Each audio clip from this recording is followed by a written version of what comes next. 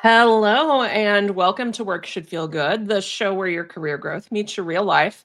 I'm your host, Diana Alt, and today my guest, Ryan Holck, and I are going to talk all about how to use your stories Mm. to build a brand that creates trust between you and your leads, clients, and potential employers, for those of you that are not in entrepreneur land, where Ryan and I hang out.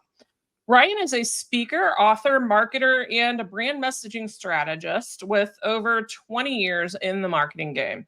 He specializes in helping brands identify those unique stories, simplify their messaging, and strategically deliver that message online and in person. Welcome to the show, Ryan. Thank you so much, Diana. I'm so glad you could be here. So am I. We've chatted so many times that it's nice to I know. It's like do this kind there's of a in record a of it. almost There's a record formal of our way. nerding out now. Yeah. I love that because basically you're an easy sell to get on podcasts because it's like, what are we going to talk about? Same crap we talk about when we're not being recorded. Right. Only we'll try to make it make more sense for the people that are listening. So, I want to start with a place you might not expect me to go. Okay. The tuck shop. Wow. Okay. So your family, is it your family or Deb's family? It's Debbie's Right. family. Yeah. See, your wife Debbie's family has had this tuck shop for a million years Yep. through the age of like David's bridal and all the things. And you recently acquired it from the elder generation. Yes. So what I'd love to know is you've worked in marketing for 20 years, but it hits different when it's not an online business hmm or a knowledge business that you own anymore. What are a couple things that you figured out about marketing since you guys bought the tuck shop? Okay.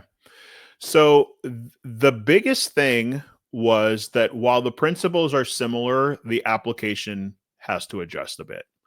Okay. And where I saw it the most was really came down to, for the type of business we have, we predominantly serve people that are in a couple life stages, like they're getting married, there is a death in the family, so they need a suit for a rental, for a service of some sort, or it's like quinces, proms, something to have Mhm. for students, like a special life Okay. event. Okay. And so what we found was, first of all, it was really hard to outspend the big market guys like Mhm. Men's Warehouse, those kind of people, Macy's, who were like Mhm. doing lots of volume. And so what we really discovered, and this is what I keep taking away with a lot of my clients, is the importance of micro targeting and knowing details about your audience that a someone who's a big box vendor would not even be paying attention to. So thinking about all the intricacies of who you serve and then finding ways to get your ads in front of those micro groups.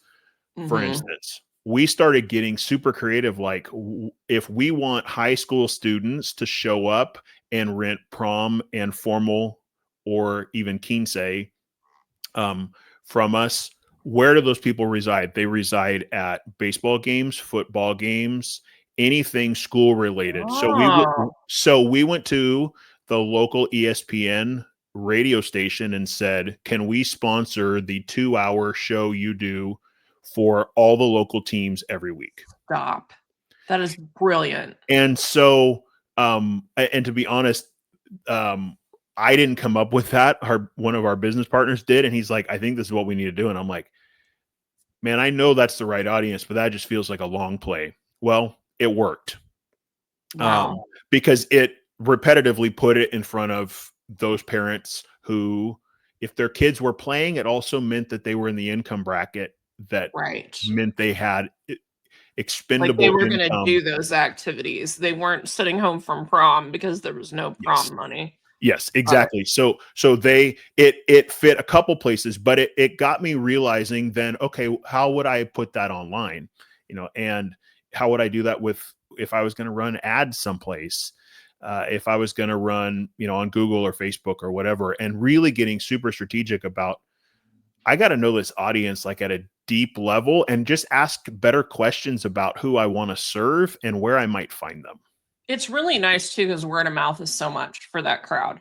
So if you get in front of the sports are huge. Mhm. So if you get in front of the sporty kids and their parents, the Yep. sporty kids start telling their non-sporty friends that they're doing the thing, Yes. or the sporty parents start telling the non-sporty parents, oh, like, we do not have to go back to David's this year. Like, Right. it's so horrible when Johnny went to prom 2 years ago. Like, we need to go to this place instead. So Right. very And cool. and then the other thing was we discovered that what the buying timeline was for people, like how long it took them to work through the buying cycle, and it is ridiculously small. And so Oh, we started making, like, kids don't decide sometimes they're going to prom until 3 weeks before the event. right. Okay. So some of the schools weren't selling tickets until 2 weeks before the event. Wow. So we started getting super creative of what are offers that we could make creatively to get those people in front of us, that were, last minute kind of offers. If you do it within 7 days, you get this kind of pricing. If you do it in the last 5 days, you get a different kind of pricing. And just getting super creative of, okay, we found where to talk to you. Now let's figure out what actually gets you to take action. Yeah, and my favorite thing that you're talking about there, that especially when you think about the high schools that don't sell prom tickets till a couple weeks before prom, Yeah. what really get that drives home for me is this principle that our mutual friend Liz Wilcox talks about all the time in her email marketing membership, Mhm. which is people don't buy from you when you're ready to sell. They Yes. buy from you when they need to buy. Yes. So by organizing things around that, boom, winning. What kind of results have you seen since you added some of these tactics to the shop?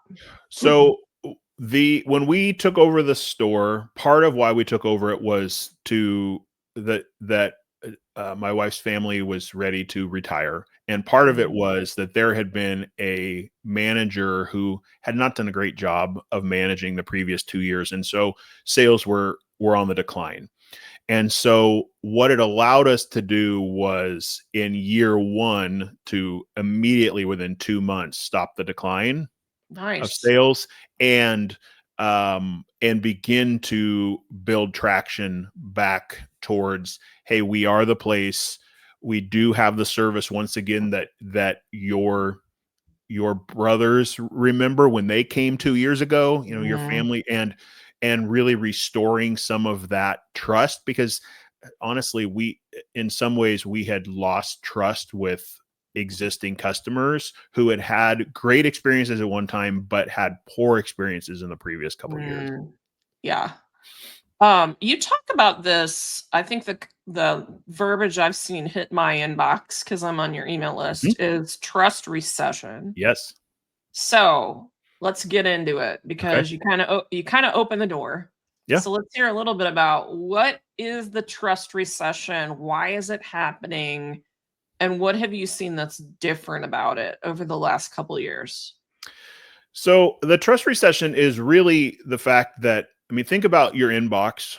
Think about what happens when you turn on Hulu or Netflix and the volume of content that's coming at you. Even scrolling LinkedIn uh, does it for me sometimes, where I'm like, Mhm. there is so much to take in. The volume is just overwhelming. Yeah, And it's really difficult with the sheer volume, but also if you start actually looking at some of the content, you go, I'm not sure that I actually believe that this person even believes what they're saying. And so there's this kind of disconnect between you believe overwhelm. your own bullshit, Yes, basically. exactly. Yeah, You yeah, then believe your own bullshit. So yeah. So there's this disconnect. Like, I don't know if it's what they're saying or what they're not saying, but something feels off here. And as soon as you have that moment happen, in the eyes of someone who you're hopefully engaging with and beginning to build relationship with online, that like becomes a roadblock where they go, yeah, Not sure that I trust this person." And like, they sound good, they sound like they're doing right. cool stuff, but I don't know that I want to spend money with them. I'll maybe grab their free resource and check it out, but I mean, how many resources have you downloaded because you thought sounded cool and you looked at them and went, I don't think this person knows what they're doing. Yeah, many. Yeah, And it's even worse, like, because there's the things that you actually want for your own stuff, right? of Oh, I'm course. trying to figure out like how to write a better offer or how to do this or that. Right. So that's one thing. And then there's the times when you're just looking at things um just to see different user experiences. And Yeah. so a lot of times I do that with my own friends, like my peers in coaching, some of whom I know and some of whom I don't know. And I'll get something and I'll be like, I know this person's making way more money than me. How are they Yeah. with this? This is ridiculous. Mhm. So anyway, but I I think also what people want out of their like first touch or their first resource that they Mhm. get from you has changed a lot in the last 2 years, I think, Would totally agree. because Would they can totally get agree. whatever the hell checklist off of Chat GPT now. Yep. So And with chat being so easy to get answers without implementation, it's even yeah. more of a reason why those of us who want to be seen as an authority need to be filling that gap, because I mean, I can get a 5-point list, but if I don't know how to implement that list, or if I'm Mhm. not great at reverse engine, I also reverse engineer content all the time. Like, what are they Yeah. doing? Why is it working? But not everyone can do that, or not everyone has the time to do it. So yeah, if you can fill that gap with information that helps them go, oh, here's how I would apply it, or here's how I would Mhm. go to the next level. It makes a Even if huge it's difference. only small, because like Yes. my thing is if I tell you how not to do something, which that's one of the most eye-catching types Mhm. of, trainings or freebies or whatever. If I say, here are 5 things to not do on your resume, I'm not just going to give you what not to do. Right. There's going to be a little paragraph that clues you in a little bit on what to do. And I think Mhm. as I revamp things, I'm going even a little bit farther than I did, a few years ago when I initially created a freebie. But that worry that people always have of, am I giving away too much content? No. Right. And honestly, filling that gap with useful information not only makes you the authority, but it builds reciprocal trust with people. And Mhm. that's where I'm seeing is, as I've gotten more focused on what I'm talking about and how to help people engage in those checklists, those tasks that need to be done, that all of a sudden people are like, oh, we get it more. Like, then my Yeah. DMs are I'm Yeah. getting different conversations in my DMs. Yeah. That's a really good point. Now I want to rewrite my oldest lead magnet because I haven't refreshed it in a while. And this may happen soon. So we're going to dig a lot more into trust and then the concept of micro stories that you and I Okay. were talking about before. But this is a career show, and I like to not just pick your brain about what advice you have for people, but I want to also understand a little bit about how you got to where you're going. So, can you tell us a little bit about your career trajectory and how you went from where you started, which I'll let you share, not me, Yeah. into being this brand strategist knowledge work person that works with both online brands and with local businesses? So I had no intention initially of ending up in marketing. Like, I had some interest in graphic design, in graphic arts, but I also was a musician, and I really decided I had 10 plus years into music already, and we're going to go into music. Well, Hmm. it didn't take long for me to kind of go, What's your instrument? Are you a vocal? I was piano performance major. I think Yeah. I didn't know that. I knew Um, you were a musician, but I didn't know it yeah. was performance. And really, there was this moment right before our oldest was born where I realized, if I'm going to make a transition, now's the time. Yeah. But what happened in that moment was that I kept finding myself in roles and jobs where I ended up with hey, can you help us market the next thing? Hey, can you make sure people actually show up to this concert? Can you make sure there's an Yes. event? Can you? we're trying to host something, and can you make the signs? And all of a sudden I went, okay, I've kind of landed in a marketing role Yeah. by default rather than intentionality. And so when I left, my kind of decided, okay, it's time to move away from music. I jumped into marketing and really jumped in both feet and just decided I'm going to figure this out. And that led to a part-time job at a nonprofit that became a full-time job, where I eventually ran the marketing communications department. And I was there 10 years, just over 10 years full-time. So it really was this kind of backdoor. But what I learned in the process of serving nonprofits and eventually launching kind of my own thing was the power of telling stories well and telling stories clearly. And there was this light bulb moment where I realized, first of all, I could help more nonprofits. But secondly, businesses, 80-90% of what I do on a daily basis would help businesses tell their story better. And it would feel less like sales and more like conversation. Yeah, that's magic because there's so many parallels between you and Mike Kim, who we both Mm-hmm. know of from Yep. this online marketing world, including the fact that he started in music. Music. I Yep. mean, he was a church musician. Um, but he talks a lot about marketing being the opening of a conversation, Yes. not anything. It's not the start of a sales cycle. It's the start of a conversation that could go any number of different places. Did you start when you first started in marketing? Did you start out doing the strategy type storytelling work, or were there other aspects of marketing that you were in first before you wandered into stories? I very much started on the design and deliverables piece. I was the guy creating the social posts, the Oh, bless images, your heart. building the websites.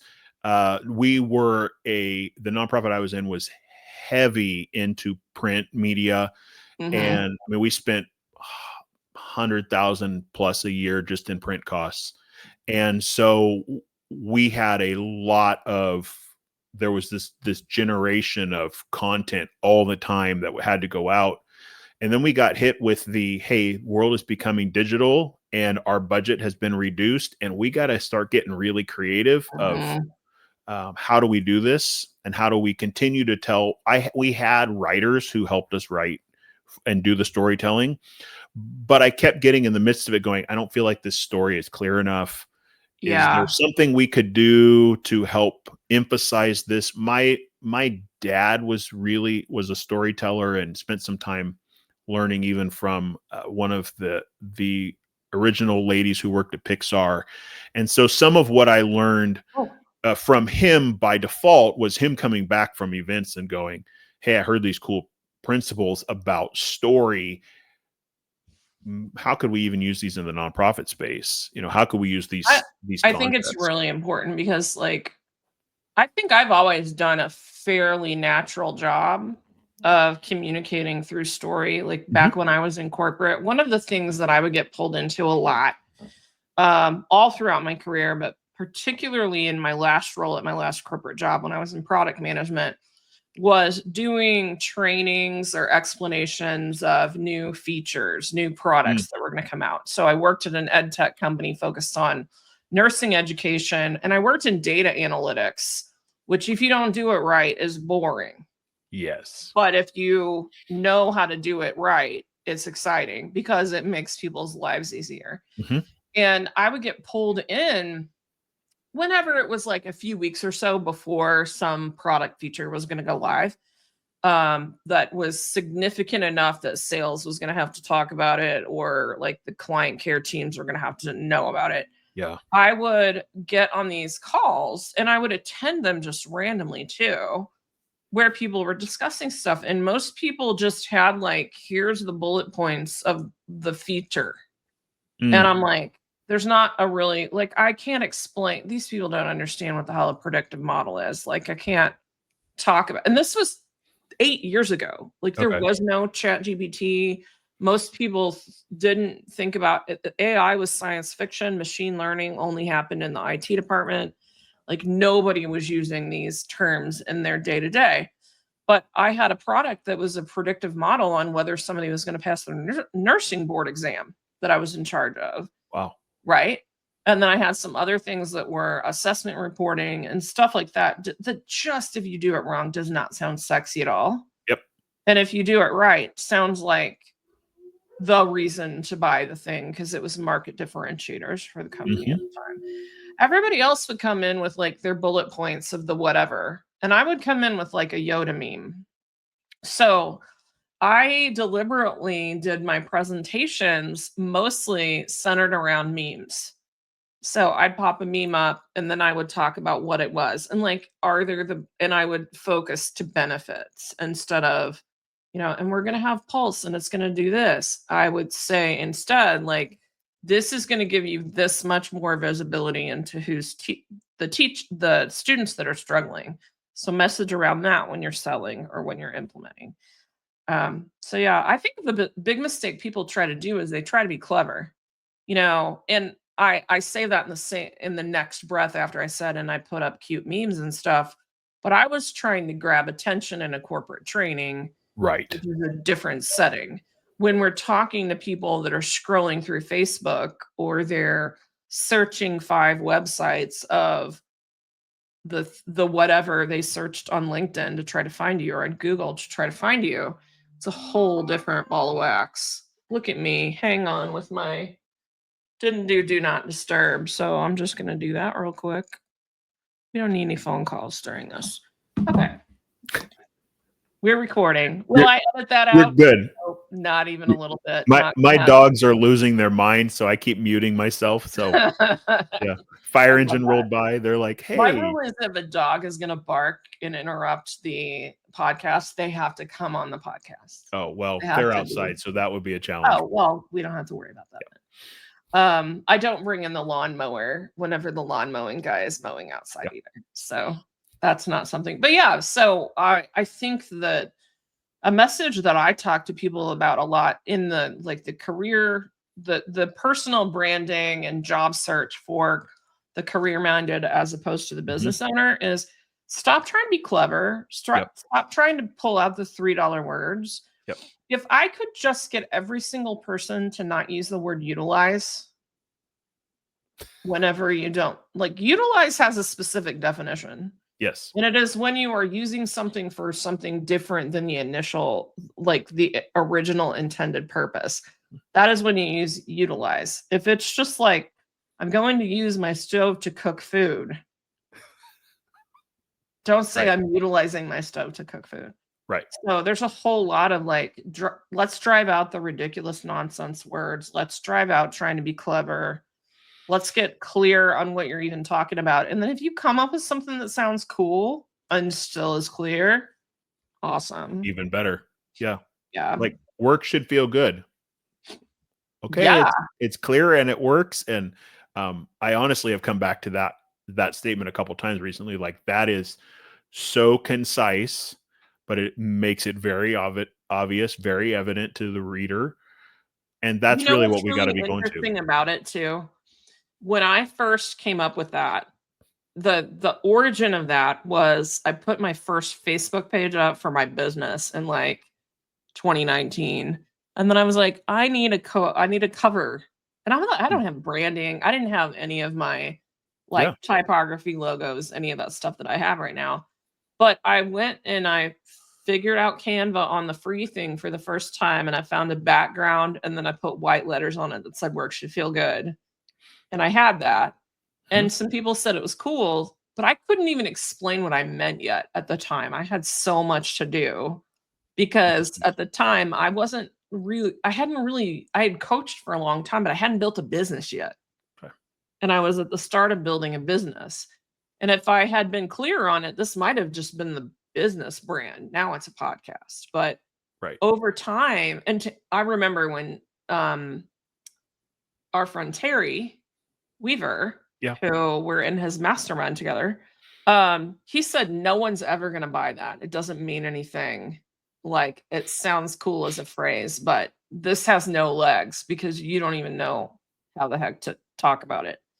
And then a few years later, after we'd worked together, he's like, I really think you need to bring that back in. I think that that's the thing. Like he started throwing those words at me whenever we would be working on stuff. So, Right. and now it's the podcast name. So the interesting part of that though is, and this is something I think for your listeners to think through, is in the process of finding clarity about what you do and how you want to talk about it, that sometimes there is a cyclical process where Yes. you'll have an idea and you feel like, I don't feel like I can articulate this in Mhm. yet. Yes. And but 6 months, a year later, all of a sudden you go, oh, I was fiddling around with this idea before. Let's go find the Google Notes. Let's go find the. Yes. I I went say back. this. Go ahead. Sorry, I went back recently to find something in a search on my computer, and I found notes from 9 years ago that almost was the exact same outline I had just written for something. I'm like, That the means it has title was different, legs. the context, but I was like, the idea hasn't changed. Like the only thing that has is how much clearer I am now to articulate the gaps to Yeah. help explain someone. There's a thing in that cycle that I think is really important. And for the people that are, for the listener here that is not a marketer, Hmm. they don't consider themselves a marketer, even though I think to a degree every human on earth is a marketer. Yep. But they're not thinking about that because they're like, I don't have a business, I don't want a business. I like being on a team, I like being in a company. Like, how the hell does this apply to me? One of the biggest mistakes I see with people that are either trying to make a career pivot Mhm. or they are in a job search, is that they want to wait until they have the message perfect to talk to anybody about it. And so, y'all, I'm going to tell you how to deal with this if you have ever felt that way. So, number one, the most important thing to realize is that you can't do like cast a wide net. Like that doesn't work at all. See also the part that Ryan said about like micro niching and understanding the people.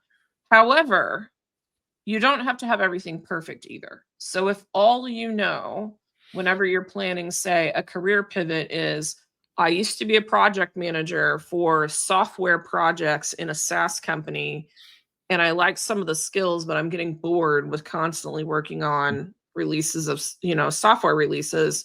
I want to do something else. You can easily distill down, what am I great at in that process? I'm great at managing organizational change and I'm great at talking cross functionally. Awesome. I'm great at getting people that don't want to talk to each other to talk to each other. Mm. Awesome. If you have things like that, which Huge. you never search Indeed for the skill. Like no recruiter is ever going to search on LinkedIn for who can get people to talk to each other that don't want to talk to each other. But Right. you can talk to the people that are closer to you. So the boss that you had a few years ago and say, look, here's where I'm thinking of going. Here's where I feel like I was good. Number one, agree or disagree. Yes, you agree. What are some other options? And you can use Mm. the basics of the information to go talk to people and crystallize your thoughts. And that's how you get to something that sounds as clear as work should feel good or whatever your tuck shop is doing. So cool. Anyway, I had to do a diatribe there for a minute. It's important.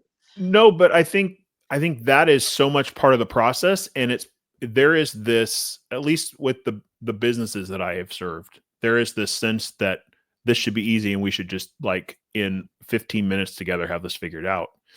And that's just not how any of us work. No. I mean, there's a reason why Chick-fil-A doesn't say you're welcome. Okay. But it took them years to get their entire team across all their stores to know what the new language was, to be able to, articulate it. So when you said thank you, they had their little phrase that at this moment is My blanking out of my pleasure. mind, but my pleasure. Thank you. My pleasure. But it, like, they were intentional, but so sometimes don't be afraid of the fact that it's going to take process. Like, Yeah. just, it's okay. And it may take you articulation, and you may have to find a friend that you can go, is this clear? Does this make sense? Yeah. Also go find the friend that'll actually tell you, because a lot of Yes. people put this in front of people. Yeah. And their friends will say it's great when it's not great. And there's two reasons that happens. Number one, they don't want to hurt your feelings. Number two, they are not qualified to tell you if it's great or not. Right. So that's really important. Speaking of that, let's go into, oh, I love this question. And I'm going to read it exactly how I wrote it down this morning Okay. when I was making the kind of outline for this. What do people get terribly, terribly wrong about branding their business or themselves, if it's more of a personal brand situation or an employee leader type situation? The more I talk, the more they'll understand and like me. It's really like the opposite, isn't it? It is the opposite. But that is, we have such an ingrained sense that the way I make sure people know about me is to put myself out there at volume, but volume tends to bring fog to the conversation. Tell me more about volume, because like I may be thinking about it of a different way. So when you say they're out there at volume and it isn't working, what exactly does that mean? So Because there's another way that I think about it that I think is effective. So I want to hear yours. that's great, because volume is definitely has multiple explanations. Yeah. When I'm saying volume, I'm thinking there is this, as long as I keep talking, people will keep caring. Got Like it. I'm just churning lots and lots, as opposed to a loud pitch of something very specific. It's or this. a frequent. That's how I think of Yeah. volume, is frequency, because like there's when the thing that a lot of people that I work with struggle with, especially if they're trying to start building a personal brand, which is pretty much mandatory in a lot of knowledge work. If you're a VP in tech and you don't have an LLC, at this point, it's weird that you wouldn't be able to do micro consulting on the side, which means you have a personal brand or you have to be building a personal brand. So the thing that I see is that people constantly think that the words that they're saying have to be completely novel. Like if they aren't innovating and changing the industry, that somehow they shouldn't be speaking at all. Now, if you're trying to build a SaaS platform that you want to turn into a unicorn, that needs to innovate. Like, don't just build Salesforce again. Literally, no one wants that. No one wants that. But if you're a marketing services person, if you're like, I know a lot of people that are in L&D consulting, learning and development consulting. The world needs a lot of those people. So you don't have to be innovating perfectly. The other thing is they think they always have to say something new. So even if they've accepted that I don't need to be in an innovative space, they feel like they have to say something new every time they speak. And I like to go back to elementary school. When I was in third grade, they made me learn my times tables, 1s through 12s. And then I got in fourth grade and those bastards turned right back around and made me learn the times tables again, 1 through 12. And there's arguments about rote memorization. Is it good or bad? Like, I'm not a teacher. I don't know what school is doing right now, but I know that repetition helps people learn. It's the reason why, like, everyone knows, everyone in America, I think at least, knows about Coca-Cola.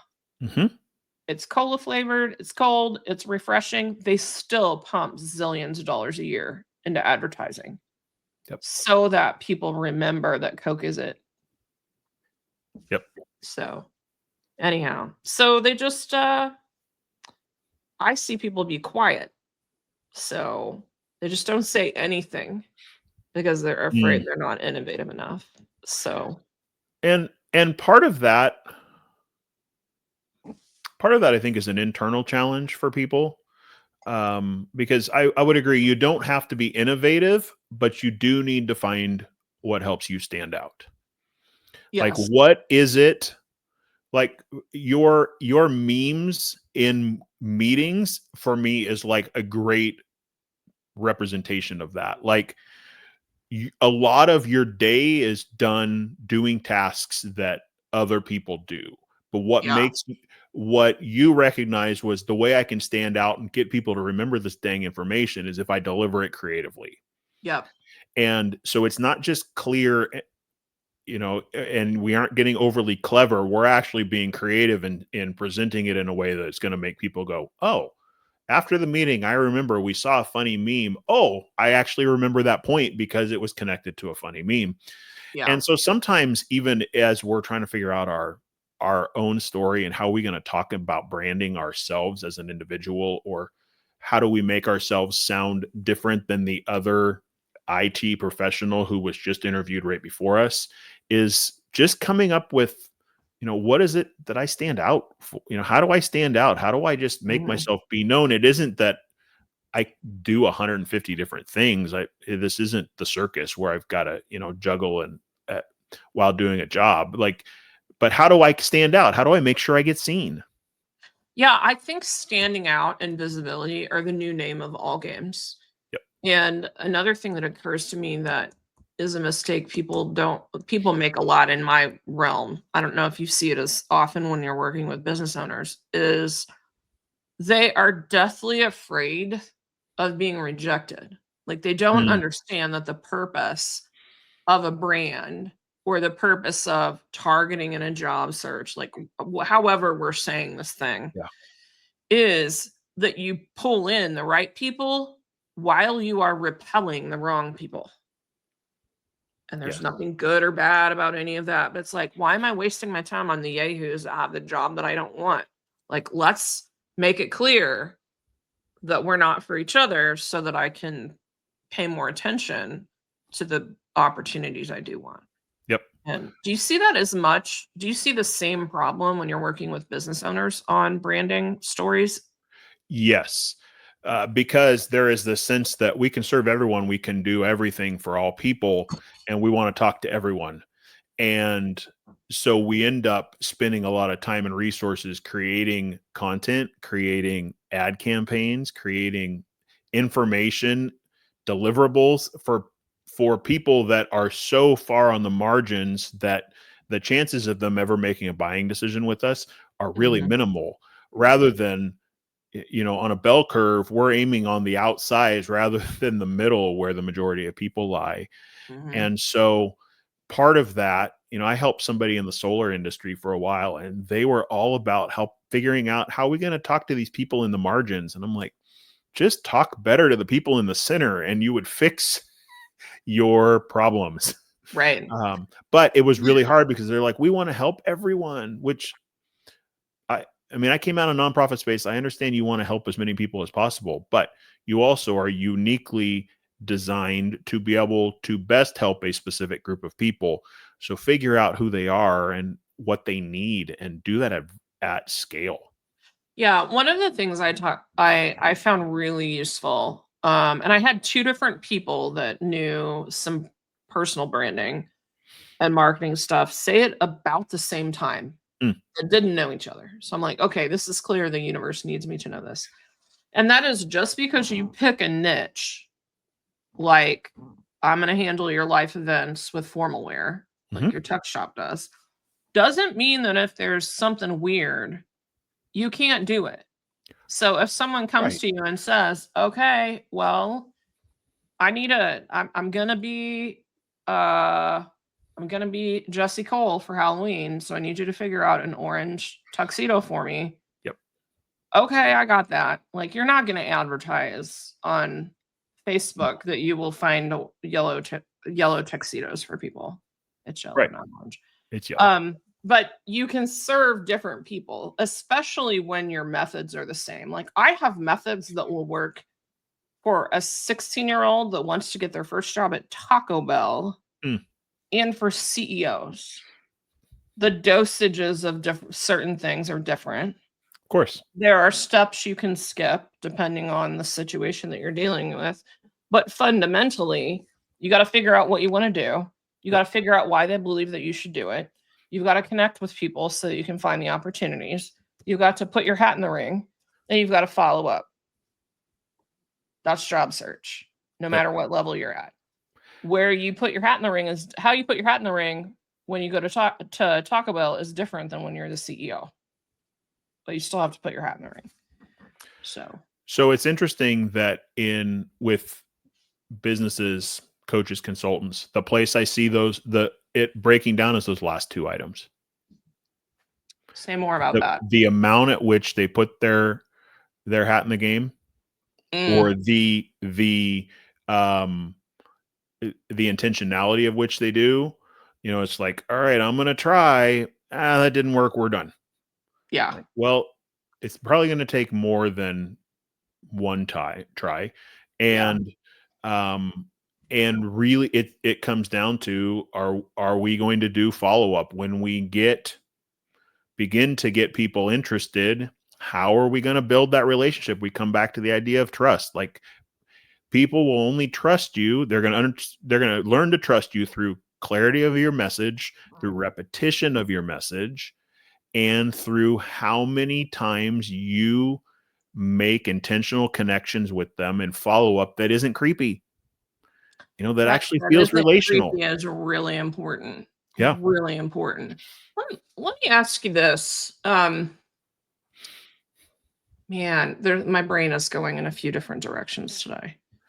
So when you think about connecting in a non-creepy way, how does that look to you? Because I'm of the opinion that we've got a lot of people who are automating the wrong things.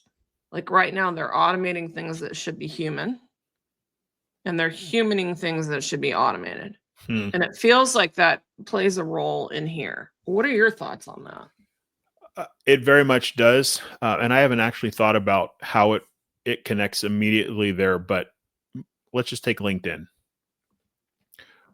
LinkedIn bots can be amazing when they help you figure out who you should talk to.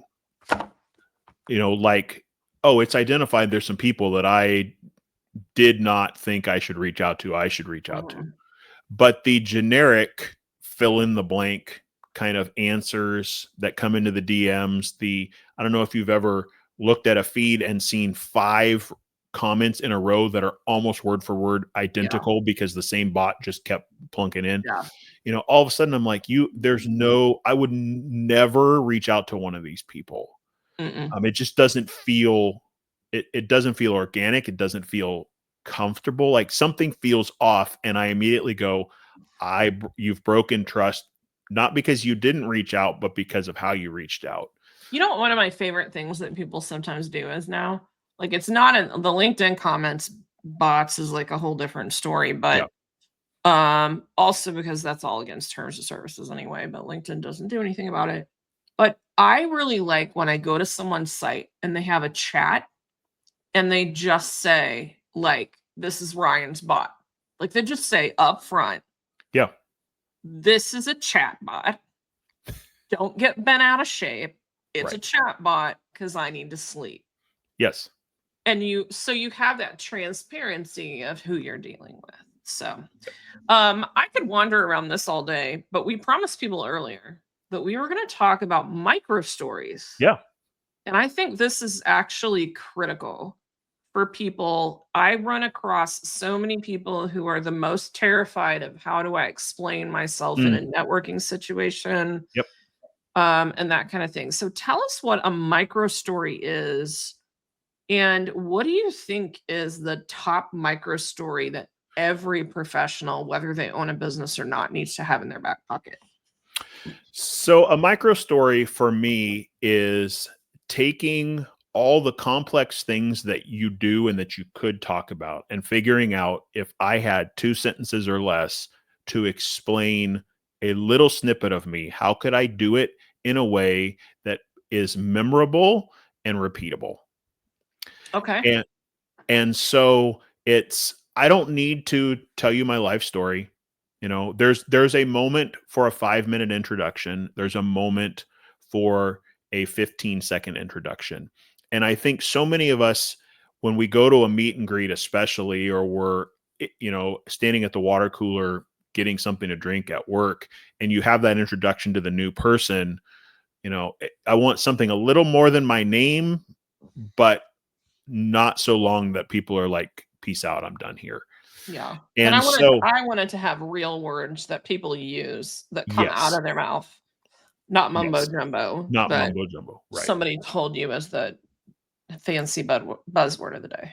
Right. So, Exactly. So I've been trying to figure out, how do we essentially introduce ourselves in a way that helps us do that? And I know I've tried so many times. I'm staring at the blank page going, I don't know how I write about myself. Like, how do I explain it in a way that someone outside of the bubble of marketing would get it?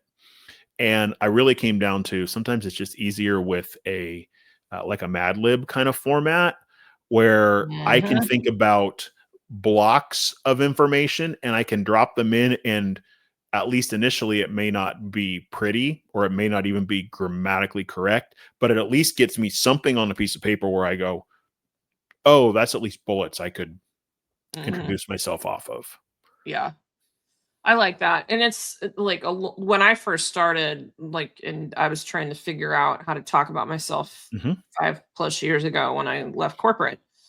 Um, the formula I was first given was something like, I help whoever do whatever so that whatever, which is Yep. honestly a lot like a user story Yep. in agile software development if you really think about it. And I don't explain myself that way anymore, but I did for a long time Hmm. as I was developing my voice. So that's fine. And it won't sound sexy. And sometimes it sounds long until you have to say it like 50 times before you start figuring out how to shorten it. And Right. now I'm like, I'm the no BS career growth strategist for leaders in tech. That says a lot. It does say a lot, and you just highlighted there at the end the piece that the piece you talked about is part of how I think about this, but the piece you included that is not, is you identified who you serve. You Yeah. in tech. And so often the piece that I'm finding that people miss is, tell me who you serve best. Now, I don't Mhm. need the specific niche down to the nitty-gritty, but in tech, okay, that at least tells me if I'm outside of tech, Yeah. maybe this isn't for me. There may be some things to learn, but I'm not Diana's Yes. target market. Yeah, and you also when I think about mine, like, there's a lot that's tech adjacent. So when people ask me, Mhm. "What does tech mean?" So for a lot of people, if it isn't like venture funded Silicon Valley and you're not like a cybersecurity engineer or like architect or something like that, like it's not tech. I don't look at it that way. I look at it as tech roles or in a tech business. So if you're an Mm, L&D, if you're an L&D leader at a tech company, clearly that fits in that category. right. If you are, an HR business partner working at a fintech SaaS company, you fit in that. It's not like my main lane, but because there's culture around tech. Mm, There's culture around organizations that are selling technology as their primary product. And then there's also culture and problems to be solved around what you actually do. So a software engineer anywhere mm, has certain things that they do. So cool. So it sounds like that intro, that water cooler intro yeah. is the top thing that you would suggest. What's yours? I know I like I bastardized your bios, so that's why I'm asking you to say it. I tweaked So it so I could put my own spin on it. But when you're at the water cooler or at the networking event, how are you introducing yourself? so mine really is essentially, I meet a lot of business owners who are struggling to land consistent clients, and Hmm. I help them figure out how to tell their story clearly and build marketing that helps drive sales and revenue. Dude, and there's nothing fancy pants like lingo name Mm-mm. dropping. It's like tell a story, get money. Yes. Clearly tell a story, get money, which is pretty compelling. So Yeah. you've So got the so that I don't have. I've got the so that. But I also, and this is something, this is where I am so close to my own story, and I know that you and I have talked some about in your messaging that was a struggle for you. Like, you're so close to it, it's hard sometimes to think through it. That I'm like, who do I serve? And I've described that businesses and all sorts of attributes. And I finally had someone say, all right, what do they, don't just tell me what's their problem? They're who? They're Money. businesses that need leads and clients. Okay. Yes. Like, in an intro, don't give me the 52 variations on on that. Yeah. Just tell me business owner who needs leads and clients. Okay. Got it. Yeah. Got it. And so for me, I mean, I do this all the time and I still wrestle with it. And sometimes I think for your listeners, you know, ask somebody, who do you think I best serve? Ask the person above you. Ask, especially if you're up for a promotion and it's internal, ask one of those leaders who's going to give you actual feedback, not just pat you on the Yeah. back. In your opinion, who do I best serve in this? Because you're going to learn two things. First of all, what you're best at, but also you're immediately going to see where your gap is, and you may need to start leaning into, because if you're going into another leadership role, you may need to fill that gap as well. That's a really So, good point. I like it too. I like to separate. I like how you talk about who do I serve best, mhm, because so often people focus on what do I do.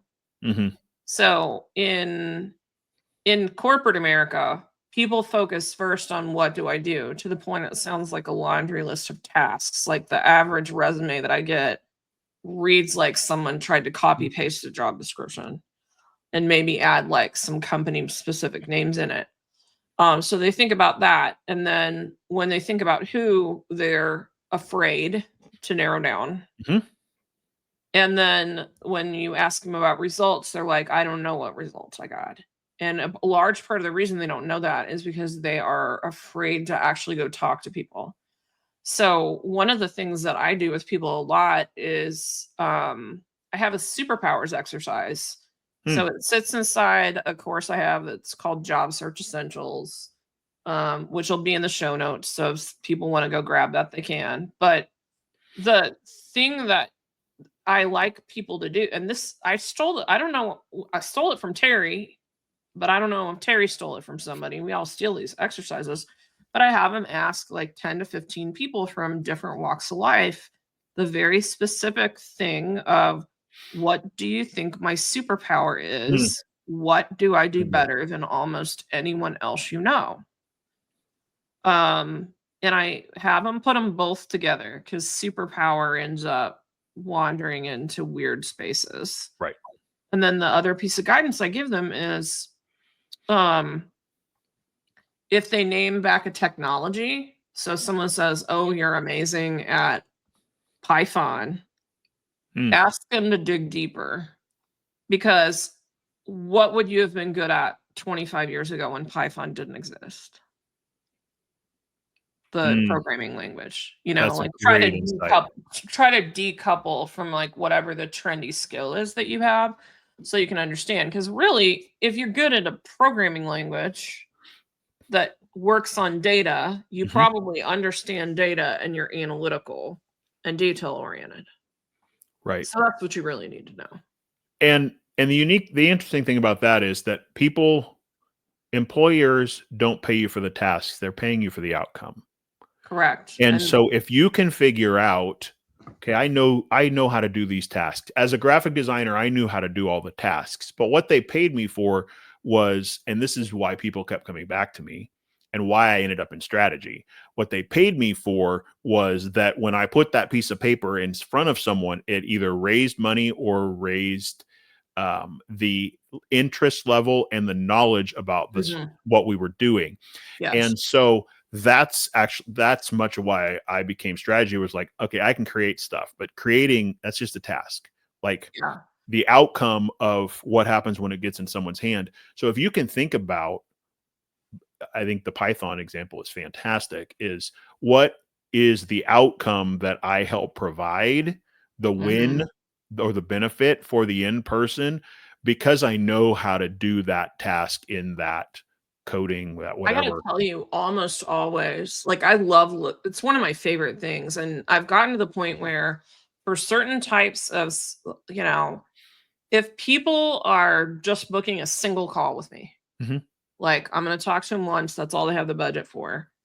A lot of times I have them do that worksheet in advance. If they book several days in advance, they have time to go get it.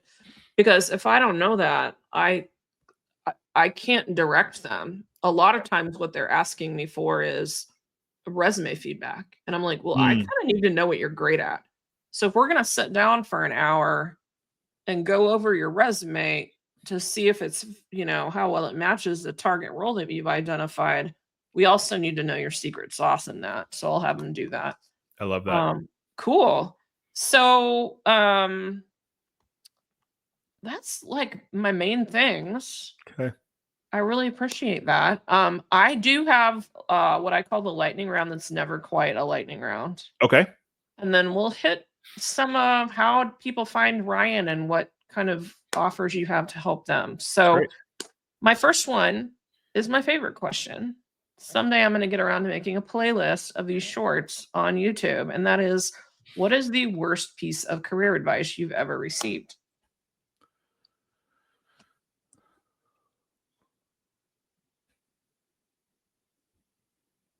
Do what you love and it will all work out.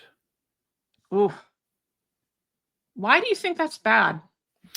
Um, uh, because I think you have to do something that you are passionate about and enjoy, but it takes work and you're not going to get out of the work of it. I think that's a really good point.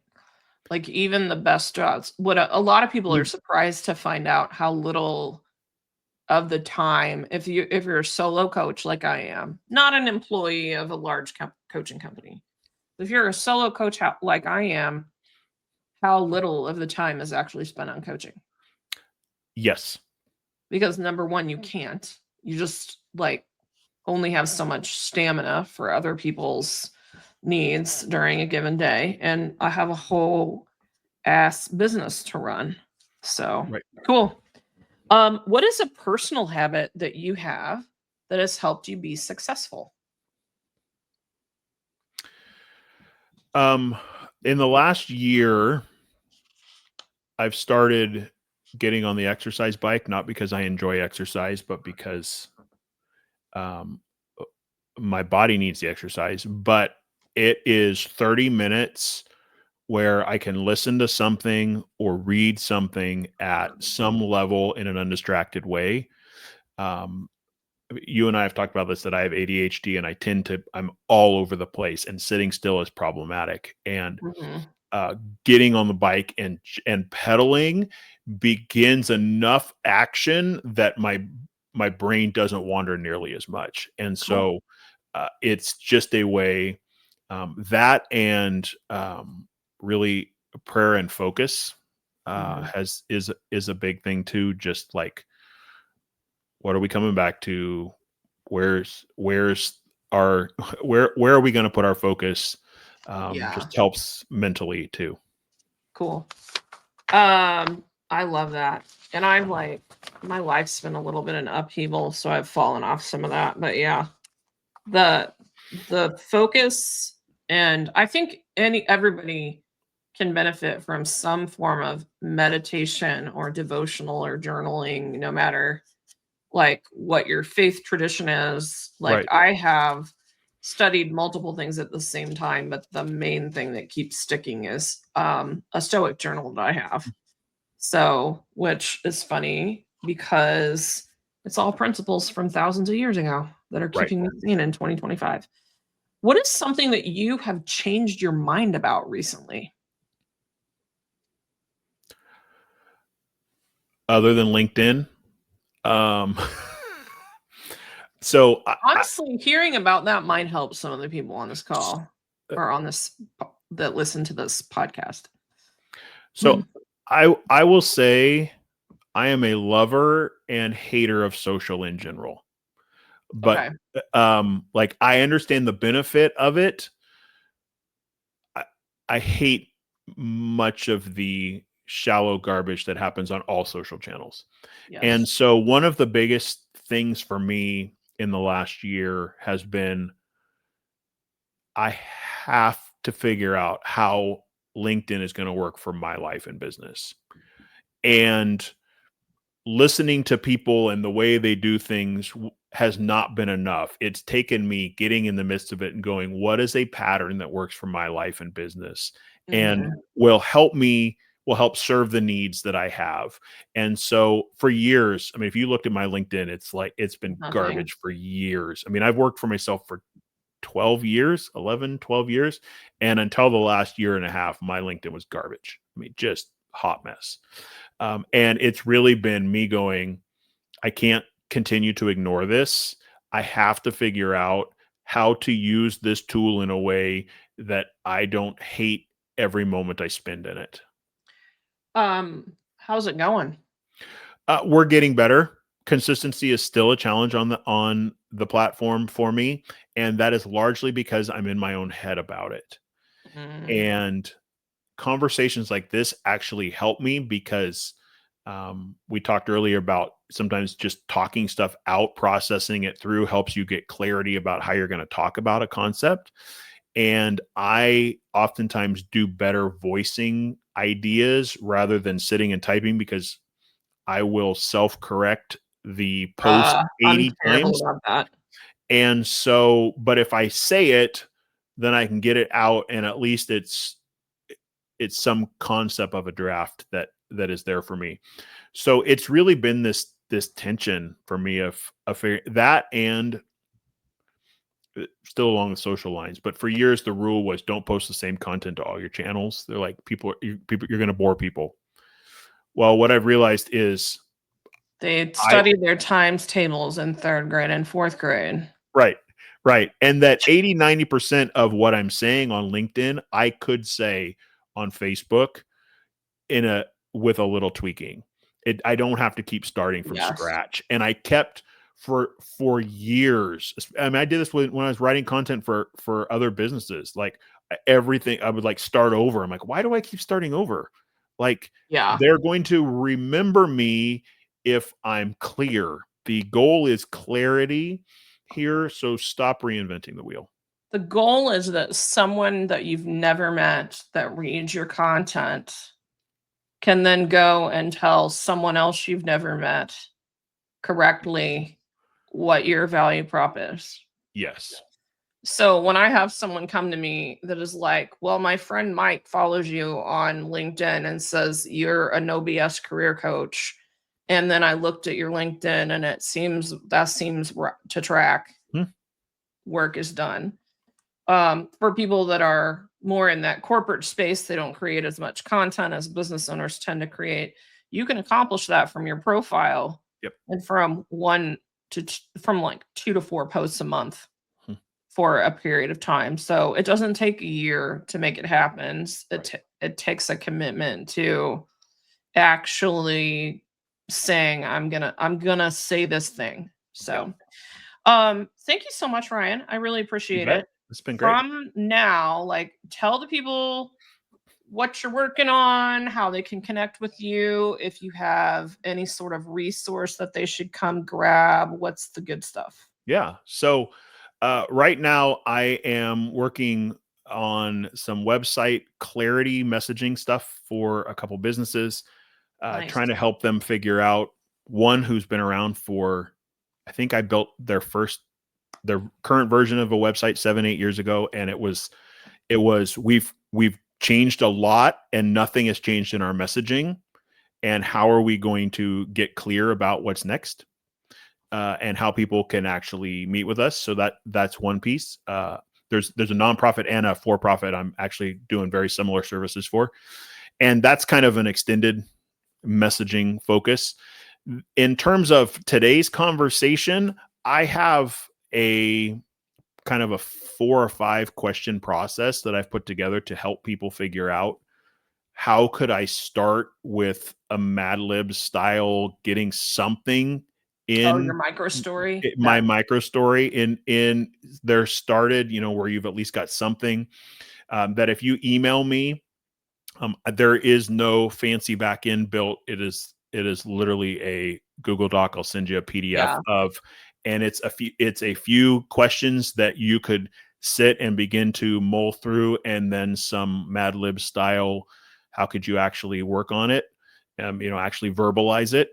And I recently taught the ideas at a conference, actually, that Diana and I usually are at together, but because of her health stuff, she wasn't able to join us.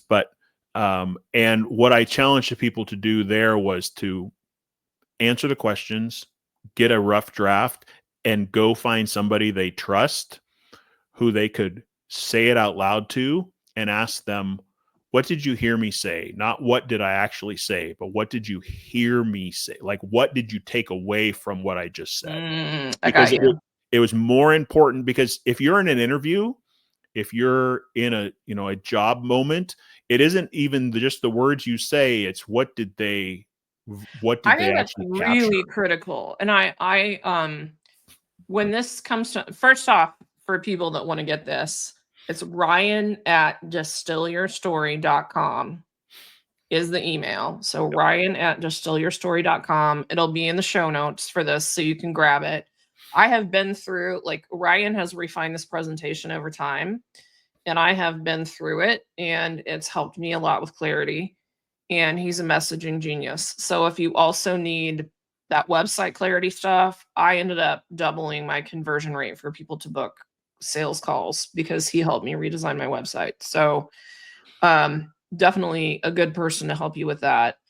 And I was able to take that and have my VA team in the Philippines actually implement it. So I was able to do it in a economical way.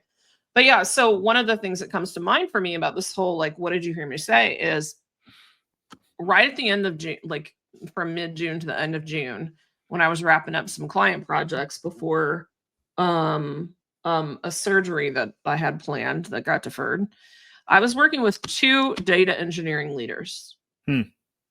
So if you just say, oh, I'm a data engineering leader, you would think, what differentiates? And I actually know these 2 people pretty well. They're both Kansas City area people. It would be very easy for that to sound the same, but I did resumes for both of them within this 2-week period. And one of them came from, like, a business analyst, project and program management background and worked their way up into technical leadership. And the other one, like, lives for the code nerdery. So they come at, like, one comes at it from this very, very technical perspective. Like, he could talk about AI all day, like that kind of stuff. And the other one wants to talk about, how do I get the teams to be empowered to do all the things? And we went through that branding and superpower stuff with both of them, and they had entirely different value props. Like, one could conceivably hire the other as a consultant if the opportunity ever came up, because they have differences in their skill set. And what too many people try to do is say, well, I'm a data engineer, and, like, I should be at the director level. Okay, great. So should 500 other people in your state. So anyhow, thanks for the rambling. Let me walk around that scenario.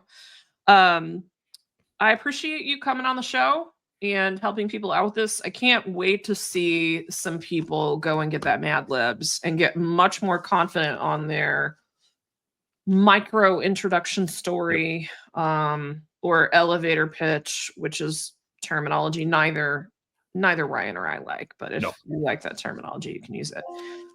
Thanks so much, everybody, and we'll see you next time on Work Shift Feel Good.